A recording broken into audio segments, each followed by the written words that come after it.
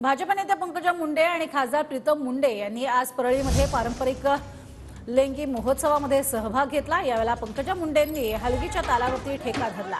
मला लोकसभेची निवडणूक लढवायची नव्हती, प्रीतम मुंडे यांनी खासदार व्हावा अशी माझी इच्छा होती असंही यावेळेला पंकजा मुंडे यांनी म्हटलंय। तर मोदी शहांनी स्वतः माझी निवड केली, हे माझं भाग्य असल्याचंही पंकजा मुंडे म्हणाले।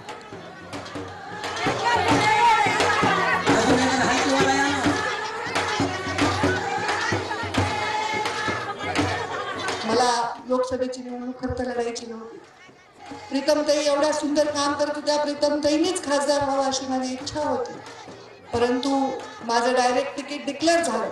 आमच्या भारतीय जनता पार्टीची एक पद्धत, राज्याची टीम आणि देशाची टीम बसते आणि स्वतः आमचे प्रधानमंत्री प्रत्येक गोष्ट, अमित भाई शहा, JP नड्डा बसून प्रत्येक गोष्ट मॉनिटर करतात।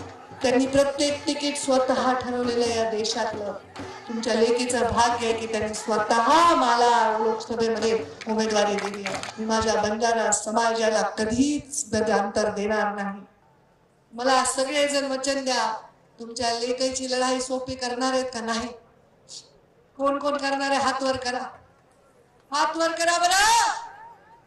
या वसंतराव नाईक आणि मुंडे साहेबांचा, छत्रपती शिवरायांच्या या महाराष्ट्रात छत्रपतींचा वारसा पुढे नेऊन एक महिला खंबीरपणे तुम्हाला वचन देते, काम करते।